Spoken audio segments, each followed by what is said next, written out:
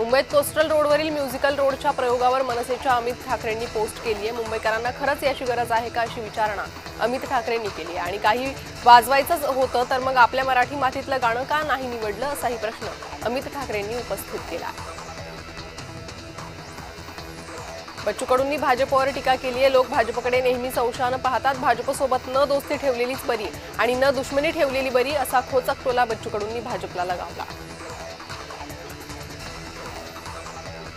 ठाकरे गटाचे खासदार संजय जाधवांनी भाजपवर टीका केली आहे। अचलपूरमध्ये भाजपने एमआयएम सोबत युती केली आहे आणि ते जर आम्हाला औरंगजेबाच्या औलादी म्हणत असतील तर त्या काय अफजल खानाच्या औलादी आहेत का असं वक्तव्य खासदार संजय जाधवांनी केलं आहे।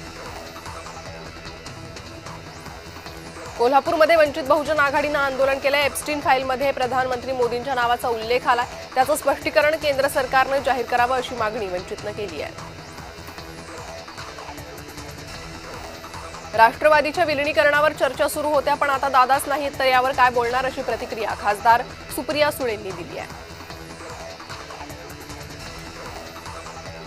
दादा गाडीने गेले असते तर दुर्दैवी घटना घडली नसती। दादांना फाईलमुळे उशीर झाला असं वक्तव्य रोहित पवार यांनी केलं।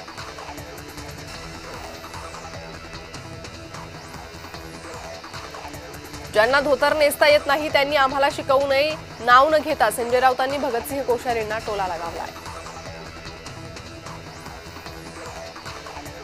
अकोला जिल्हा शासकीय रुग्णालयात आमदार साजिद खान पठाण यांनी आकस्मिक भेट देत विविध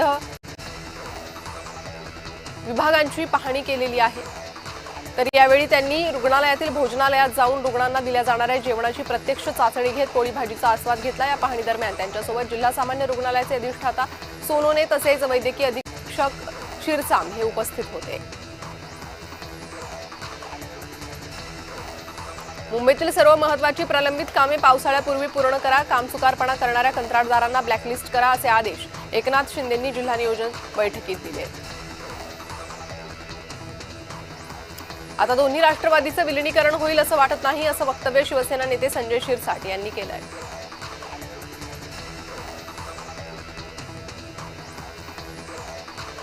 परभणीच्या महापौरपदी सय्यद इक्बाल यांची निवड करण्यात आलेली आहे। तर सर्वसामान्यांच्या अडचणी जाणणारा महापौर झाला असं वक्तव्य आमदार राहुल पाटील यांनी केलं। बेस्टच्या महाव्यवस्थापकांसाठी मुंबईच्या आमदारांची बैठक लावा असे आदेश एकनाथ शिंदे यांनी जिल्हाधिकाऱ्यांना दिले। तक्रार करूनही बेस्ट कर्मचारी दखल घेत नाही असा आरोप अमीन पटेल आणि अजय चौधरींनी केला। सातारा जिल्हा परिषद सत्ता स्थापनेसाठी शिवेंद्रसिंह राजे भोसले यांनी पालकमंत्र्यांबाबत मिश्किल टिप्पणी केली। तर युतीचे संकेत दिलेत। आम्ही मिठी मारायला तयार आहे या विधानामुळे साताऱ्याच्या राजकारणात खळबळ उडाली आहे। भगतसिंह कोश्यारींनी आधी नाव बदलावं असं म्हणत मनसे नेते संदीप देशपांडेंनी भगतसिंह कोश्यारींवर टीका केली आहे। उद्धव ठाकरेंनी बाळासाहेबांचे विचार सोडले असं म्हणत एकनाथ शिंदेंनी उद्धव ठाकरेंची खिल्ली उडवली आहे। माजी राज्यपाल भगतसिंह कोश्यारी यांनी मुख्यमंत्री देवेंद्र फडणवीसांची भेट घेतली आहे। पद्मभूषण पुरस्कारानं सन्मानित करण्यात आल्याबद्दल मुख्यमंत्री फडणवीसांनी त्यांचं अभिनंदन केलं आहे। मुंबईतील बांगलादेशी घुसखोरांना शोधून हाकला असे आदेश उपमुख्यमंत्री एकनाथ शिंदेंनी दिले। गोव्याचे मुख्यमंत्री प्रमोद सावंत यांनी उपमुख्यमंत्री सुनेत्रा पवारांची भेट घेतली आहे। अजित पवारांच्या अंत्यसंस्कारावेळी बारामतीमध्ये प्रमोद सावंतही उपस्थित होते। खान आणि बाण यांचं राजकारण सोडणार आहे, परभणीच्या विकासावर भर देणार आहे असं वक्तव्य परभणीचे महापौर सय्यद इक्बाल यांनी दिलंय।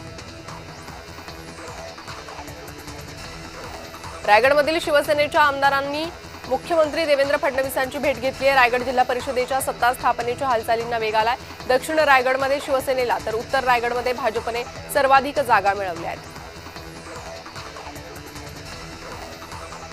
चंद्रपुरात ठाकरे गटाने घेतलेली भूमिका चुकीचीच आहे। पक्ष पातळीवरून चुकीचं होणारं समर्थन काँग्रेस कदापि खपवून घेणार नाही असं विधान हर्षवर्धन सपकाळ यांनी केलंय। शिवाय चंद्रपुरात ठाकरेंनी भाजपला पाठिंबा देऊन आघाडीचा धर्म पाळला नसला तरी काँग्रेसनं मात्र परभणी महापौर पदाच्या निवडणुकीत आघाडीचा धर्म पाळलाय असंही सपकाळांनी नमूद केलं।